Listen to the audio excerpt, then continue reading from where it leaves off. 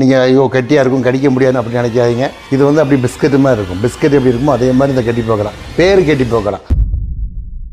வணக்கம், நான் உங்கள் மைசாராஜன். இன்றைக்கி நம்ம என்ன பண்ணுறோம்னா ராஜன் கிச்சனில் அருமையான ஒரு கெட்டி பக்கோடா போடுறோம். இந்த கெட்டி பக்கோடா வந்து வீட்டில் திடீர்னு ஒரு உரம்பரம் வந்தாங்கன்னா நம்ம டக்குன்னு ஒரு 1/4 கிலோ மாவு வாங்கி பிணைஞ்சு போடலாம். தயிர் சாதத்துக்கு செம்மையாக இருக்கும். தயிர் சாதம், சாம்பார் சாதம், குழந்தைங்களுக்கு ஸ்கூலுக்கு கொடுத்து விட்றதுக்கு இந்த மாதிரி எல்லா வகையிலும் இந்த கெட்டி பக்கோடா சூப்பராக இருக்கும். நல்லா வெங்காயம்லாம் போட்டு நல்லா மொறுன்னு பண்ணுவோம். வாங்க அதுக்கு என்னென்ன தேவையான பொருட்களை பார்க்கலாம். இன்றைக்கி நம்ம 1 கிலோ கெட்டி பக்கோடா போடுறோம். அதுக்கு வந்து 1/2 கிலோ வெங்காயம் வச்சுருக்கோம். பெரிய வெங்காயம் 1 கிலோவுக்கு 1/2 கிலோ. கடலை 1 கிலோ வச்சுருக்கிறோம். 50 கிராம் பச்சை மிளகா, 50 கிராம் இஞ்சி, 50 கிராம் பூண்டு இஞ்சி பூண்டு போட்டுங்க. 100 எண்ணெய் மாவு பிணையிறதுக்கு. 1 கிலோ கடலை மாவுக்கு 100 கிராம் அரிசி மாவு போட்டு இந்த மாதிரி பிணைஞ்சிங்கன்னா கரெக்டாக கெட்டி பக்கோடா வரும். இந்த 1/2 கிலோ வெங்காயத்துக்கு ஒரு 75 கிராம் பச்சை மிளகா நல்லா நைஸாக வெட்டி வச்சுருக்கிறேன் போட்டுக்கலாம். 1 டீஸ்பூன் சோம்பு போட்டுருக்குறோம். 1 கிலோவுக்கு 50 கிராம் இஞ்சி, 50 கிராம் பூண்டு போட்டுக்கலாம். கொஞ்சம் மல்லி புதினா போட்டுக்கலாம். தேவைக்கேற்ப உப்பு போட்டுக்கலாம். இந்த வெங்காயத்துக்கு தகுந்த மாதிரி உப்பு போடுங்க. அப்போ தான் உப்பு கரெக்டாக இருக்கும். இல்லை உப்பு அதிகமாகிடும். ஒரு 3 கரண்டி ஆயில் ஊற்றிக்கிங்க. எந்த கரண்டியில் ஆயில் ஊற்றுனீங்களோ அதே கரண்டியில் 3 கரண்டி தண்ணி ஊற்றிக்கலாம். ஆயிலும் தண்ணியும் அளவு கரெக்டாக இருக்கணும். ஒரு சிட்டிகை ஆப்பச்சோடா போட்டுக்கலாம். ஒரு 1/2 டீஸ்பூன் பெருங்காயம் போட்டுக்கலாம். இப்போ தேவையான பொருட்கள்லாம் போட்டாச்சு. இந்த மாதிரி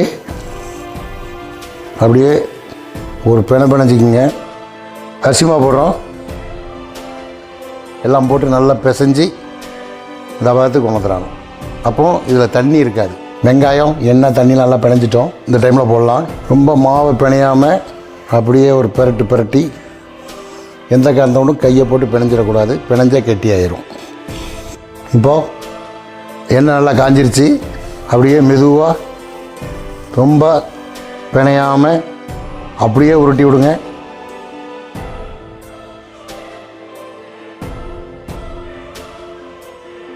போட்ட உடனே கரண்டி போட்டு கலக்கிற வேண்டாம்.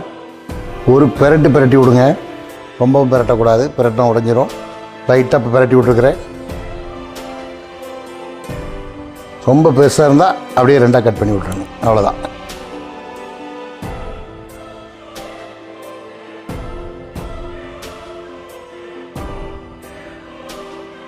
அப்படியே கம்மன்னு மேலே கருவேப்பிலையை போட்டு அப்படியே அள்ளி வச்சு சாயந்தரம் குழந்தைங்க ஸ்கூல் விட்டு வந்தோடனே அப்படியே டீக்கு வச்சு கொடுத்தீங்கன்னு வைங்க.